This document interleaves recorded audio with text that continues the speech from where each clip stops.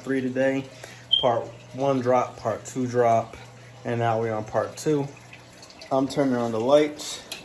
I got majority of all the stuff that's needed to go with the customization of the fish tank.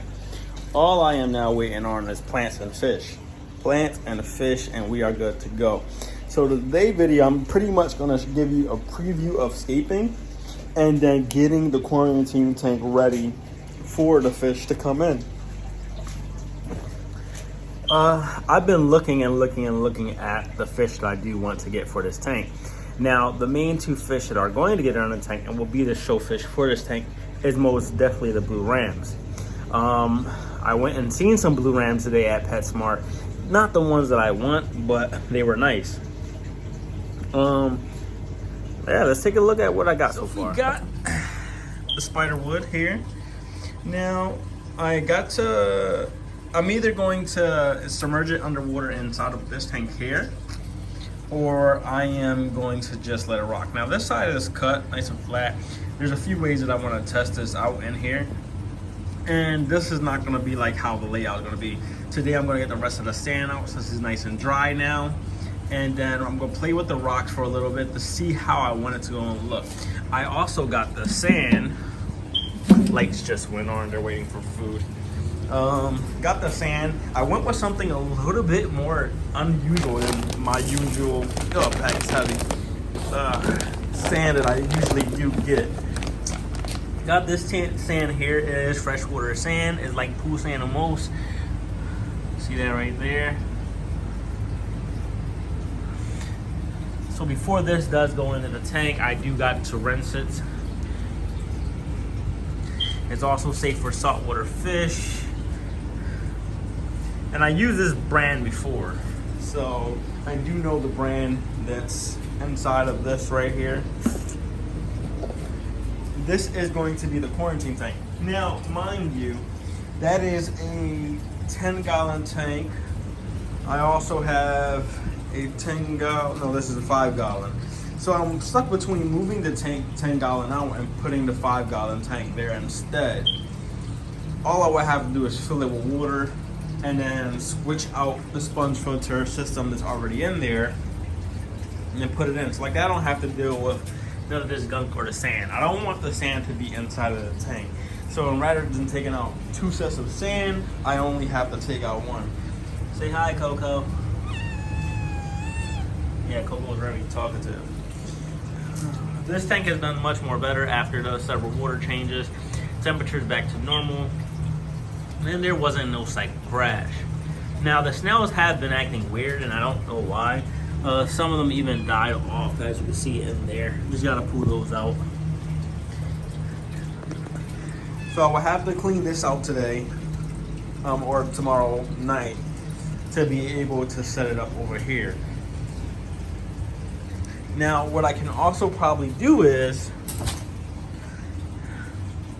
move this tank forward a little bit, keep that tank there, and add the 5-gallon behind this tank here. But I don't know if I want this amount of water on this bottom rack. I know it can hold up to 9,000 pounds. So let's play around with this a little bit. So after playing with it for a little bit, I kind of like this right here. You can see the wood kind of in the background.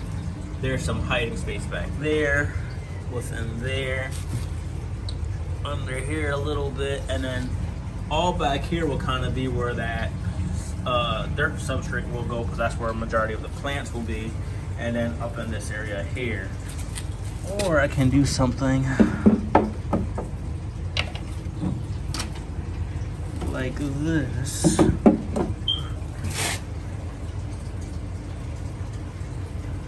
Because I kind of wanted to sit up high on this corner here. So the substrate will go in pretty high. Maybe use these longer rocks to kind of make a barrier.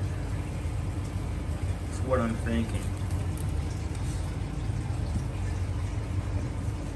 Or do I need to get more rock? There's only 1, 2, 3, 4, 5, 6, 7 pieces, and then a little driftwood. Not too sure. Even the driftwood just like that by itself kind of looks good. And maybe just having the rocks come from it in a sense.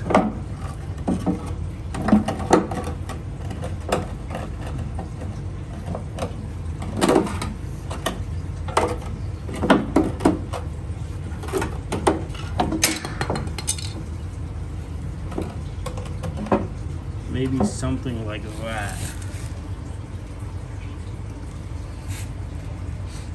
Then again, I am going to have blue rams in here, so they need a hiding spot. They need somewhere to kind of feel safe from the other fish.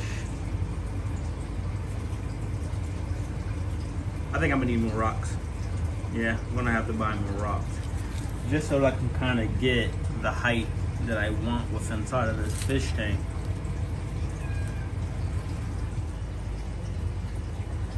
I like this here. So it's like a little path right under here. There's another path back here. And I feel like this is it right here.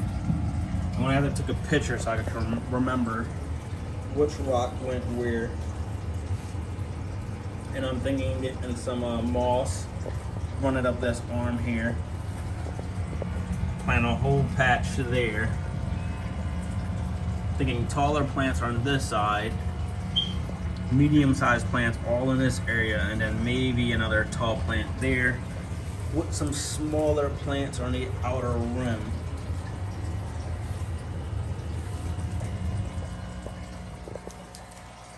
Yeah, I like this one. That looks good. So I emptied out the 5-gallon tank. I decided I'm not going to use it. Got something else planned for that. Cleared out the 10-gallon tank, nice and empty. We're gonna put nice, clean, fresh water. I know I should have kept the sand for some beneficial bacteria, but I got that all covered.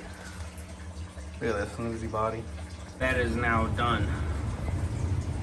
Got the beneficial bacteria already inside of that. That will start the cycle of the fish tank, and I'm still gonna add the fish cycle and stress relief coat.